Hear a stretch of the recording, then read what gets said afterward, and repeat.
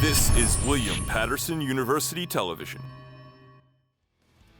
Welcome back to the desk. It's conference championship week in the NFL, and we've got a championship crew up here of our own. We got Marc, we got Fritz, we got Joe, and we've got Trent. You know, Fritz, I'll start off with you. 14 teams started the playoffs. Now we are down to only 4. Some teams, more disappointing losses than others. Which team had the biggest disappointing loss to you? For me, it definitely is the Buffalo Bills. I mean, even their first game, they barely squeaked by a team with a third-string quarterback. A guy named Skyler almost sent them home. Okay, that's number one. Number two, you're in Buffalo, at home, snowy conditions, Buffalo weather, and Joe Burrow just comes down and absolutely dominates them. It didn't even look like a competition. Honestly, it was bad. Well, Joe Burrow's very good. I'm a big supporter of him. I know this Joe is as well. But Trent, who is your biggest disappointment team? I mean, for me, it's got to be the Miami Dolphins. You go into this season hyping up your team. You get Tyreek Hill, Tua's doing better. You improve your defense, everything. You get Teron Armstead. You add so many pieces to your team, just to flounder in the wild card round when it seems like Josh Allen is trying to hand you every single opportunity to win. I don't know how you could say that, like, legitimately. The Dolphins competed with the Bills, who were Super Bowl favorites the entire year. They had to rely on a 7th-round rookie in Skylar Thompson. He played at Kansas State. I mean, that's not a quarterback school at all. Tua is out with mashed potato brains. I mean, I don't really know what more you want them to do. Well, let's look at San Francisco 49ers. They're also starting a The 7th-round rookie. easiest offense for a quarterback Regardless, to play they're in? still starting a 7th-round rookie, and they're now in the championship round. And the quarterback doesn't just play the quarterback plays one position. They play quarterback. They're never on the defense. Defense could have buckled down and played well. They were given turnover after turnover, and the offense didn't capitalize on it when they could have. With a 7th-round rookie. Exactly, Who's so not they Brock could have Purdy. won, Brock Purdy's but they playing did not. the easiest offense. Marc, who's your pick? My pick is the Chargers. I mean, Okay. You're up 27-0 at halftime, and then you lose 31-30. That's pathetic. Chargers are bad. Joe Lombardi gets fired because of it, and deservedly so. Chargers are the biggest disappointment out of all the playoff teams. A short and sweet and accurate breakdown. Joe. Listen, I'm going to go with the NFC North champs, the Minnesota Vikings. Listen, those guys up there, the Purple Eaters, are very upset. I mean, listen, you guys, 13-win team, and honestly, out of the teams with double-digit wins, they're probably one of the most frauds.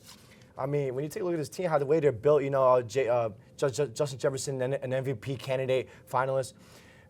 Kirk Cousins in prime time is just absolutely an absolute failure. You know, everyone makes fun of him for that, but the way how this team is built, it's disappointing that they lost to the New York Giants in the opening round of the playoffs, and a team that they beat earlier in the season. So for Minnesota, it's going to be very interesting, especially with Dalvin Cook, who might not be on the team next year. Yeah, Vikings definitely had that 13-win season, definitely a big letdown. Trent, the Dolphins had a third string. Come on. Yes, and so did San Francisco. They lost to the Bills. Come on. Joe, we'll keep it with you. And the topic of San Francisco, they've got the quarterback that Trent is clearly not a fan of, but Brock Purdy has played very well, put up some good numbers on the season. Talk to me about his year. Yeah, I mean, listen, from Mr. Irrelevant to Mr. Relevant, as Marc said, it's interesting to see how it's going to be played. I mean, personally, I think he will be the quarterback next year because the way how you know, when you look at his stats, you know, 1,300 plus yards, 13 touchdowns, 4 interceptions, but it's a quarterback that fits the system with Kyle Shanahan, a loaded talented offense as well, you know, getting Christian McCaffrey, the final piece for that team. But listen, even if they do lose, you know, you ride out the hot hands, and listen, you could trade Trey Lance too for some pieces. There might be teams out there who might want him. Marc, has Brock Purdy earned the starting job next year? I don't think he has. The stats are good, but I think they disguise his flaws. His footwork is off. The mentality's there, but you know, he's not technically sound as a quarterback. He's playing in a very easy offense, which I won't hold against him, but I just think you got to play the high upside guy in Trey Lance. Trent, if they win the Super Bowl, would you start Brock Purdy next year or make the Super Bowl? Either one. It's a tough question because there is always going to be the question of, do you still use Trey Lance? You gave up a lot of capital for him, and he's still one of your quarterbacks. Regardless of how well Purdy does now, this doesn't guarantee it'll be that way forever. But in this situation, I say you start Purdy, but still have him compete with Trey Lance in the preseason because I think either one of them could. But right now, I lean towards Purdy. Fritz, what are your thoughts? I agree with Trent. I mean, you have to ride the hot hand. Brock Purdy has done absolutely everything that Kyle Shanahan and the 49ers have asked him to do. I don't feel as though that he should get punished because he got the job as a result of injury. I feel as though that in the offseason, when Trey Lance does get healthy, it should be a fair quarterback competition, but by no means should Trey Lance be handed the job just off his draft position at all. Brock Purdy has done his job exceptionally well. Yeah, I would say, Kyle Shanahan can make magic with anyone. If Brock Purdy goes out, wins the Super Bowl, even makes the Super Bowl, if they lose this game, I think he can make more of an argument. He makes the Super Bowl, win or lose. I think he's got to at least be the favorite going into next year. But Marc, this year's playoffs, I've enjoyed sitting on my couch and not moving very much this past month. What game has really caught your attention as the most fun to watch? Yeah, I know you're not going to like this one, but I'm going Cowboys versus the Buccaneers. You know, I don't like Tom Brady. Plain and simple. And I'm glad the Cowboys eliminated him from the playoffs. I don't want to ever see him in the playoffs ever again. That would be ideal. I don't like Tom Brady. I'm glad the Cowboys knocked him out. That'd be interesting. A Cowboys loss always makes me happy, but at least we got that this past week. Trent. For me, it has to be the Giants-Vikings game. It was a good back and forth for most of the game. And just for New York to bring home at least one playoff win this season, you know, us Jets fans, we've had not a lot in the second half of the season and this postseason. So to be able to have at least one of the New York teams bring home a really good win is just special. Yeah, an A-plus season for Brian Daboll, Wink Martindale, Mike Kafka, Daniel Jones looks better, Saquon looks back. Makes my heart full. You know, Fritz, what game did you enjoy the most? I really enjoyed the Chargers and Jacksonville game. Just the storylines for the Jaguars going into the season, dealing with the train wreck that they had last year, and completely turning this team around. Trevor Lawrence just completely ascended. After throwing 4 picks in the first half as well, was able to gather his composure and lead his team in a rally, scoring 31 unanswered points. That's almost unheard of. First time that's ever happened in NFL history. So I'm really excited to see what the Jaguars do next year. Calvin Ridley will be coming back. So look out, because AFC, the Jaguars are here to stay. Yeah, Doug Peterson's made a big difference on Trevor Lawrence and that team as a whole. Joe, which game stood out to you? Listen, I'm going to go with the Bengals and Bills. Listen, Joe Burrow, Joey Burrow, Joey Ice, you name it, Joe Cool. All right, the Bengals were a poverty franchise team in the AFC. They become one of the powerhouses. They turn around just by acquiring Joe Burrow and Jamar Chase. And it's a little of talent off. And give a lot of credit to Zach Taylor, too, and that whole coaching staff. And they really exposed the Bills in that playoff game. They made Josh Allen and the Bills look silly. And Joe Burrow outplayed them, and it really exposed that team. And the Bills are going backwards as well from going to the Super Bowl. Yeah, top to bottom, they really did outclass them. We got a Joe Burrow of our own on this set right next to me. Very, very proud of that. And moving on to the games this week, which I certainly hope are as good as the ones we've seen in weeks past. Definitely not poverty franchises.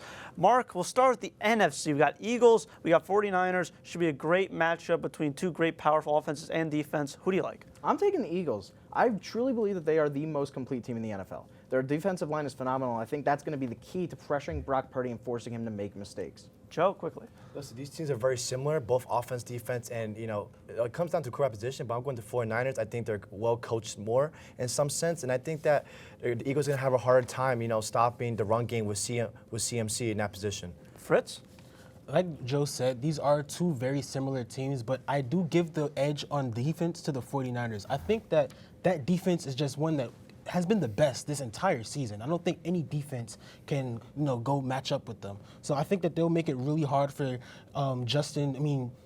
I think it will make it really hard for Philadelphia to execute the run game, execute the RPO. I think that they'll make the game really slow for them. So I think they'll come out with that. Yeah, Nick Bosa, Fred Warner, dogs on the defensive end. Trent, we got 1 Philly, 2 San Fran. Where are we going? I have to go San Fran just like Fritz and Joe.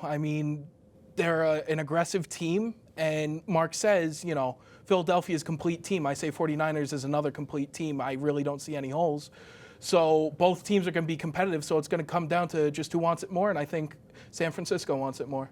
Yeah, personally, I think that Philly home crowd is going to make a big difference on that young rookie quarterback like Brock Purdy. Both a lot of talent. I think the 49ers will be vulnerable to deep ball. I like A.J. Brown. Close game. But to quickly switch things over to the AFC Championship now, we got a rematch. Chiefs-Bengals. Joe Burrow has never lost to Patrick Mahomes. Trent, I'll start it out with you. Will Mahomes get revenge? He's got this bum ankle. What's going to happen this year? They won't. Put it simple, Joe Burrow owns the Chiefs. He hasn't lost to him once. I don't think it'll start now.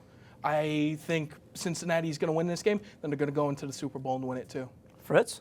I also agree. I think just because of the fact that Patrick Mahomes is coming off of that ankle injury, he's not going to be as mobile. But another thing, the NFL already started selling tickets to an AFC Championship game between the Bills and the Chiefs. The Bengals saw that and took that disrespect, and they're completely embarrassing the teams that they play. I think they're going to ride that momentum all the way to the Super Bowl. Joe, I have a slight feeling I know where you're going, but is it true you liking the Bengals? Come on, man. Who day?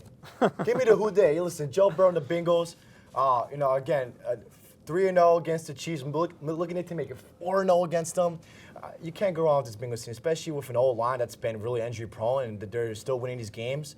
I think they're just, the way how they play with Joe Burrow at the quarterback position, they always have a chance with Joey Burr at that spot. With the Bengals, obviously. Mark, that's a lot of orange right in Indeed front. it A lot is. of orange right in front of me. Where are you going to? The Chiefs are the home team. Keep in mind, and they do have Mahomes still. It's tough to play Arrowhead, I'll say that. It is. They've been calling it Burrowhead. But it's recently. looking like Mark Island because I'm going with the Kansas City Chiefs. I mean, look, it's hard to doubt them. I see them twice a year and I get depressed every time. Patrick Mahomes, such a phenomenal quarterback. I think the ankle's going to be fine. He had 5-pound weights on it during practice. He was walking on it, dancing on it, twirling on it, whatever. He looks fine. I think he's going to play his game and end up beating the Bengals this time around. Well, I was in agreement with Mark Island in the NFC, but I'll have to take the majority in this one. I just got that feeling the Bengals are just so good, but it's going to be a lot of fun. I can't wait to break it down with you guys next week. And stay with us next week, and don't forget to follow WP Sports Desk on Twitter and Instagram for updates and more at Sports Desk WP. A special thank you to all of our cast and crew, and a big shout out to the tallest man in the room, our wonderful studio manager, Al Clark. From Studio B in Hamilton Hall, and for everyone at the desk, I'm Jimmy Patton, and we'll see you next time.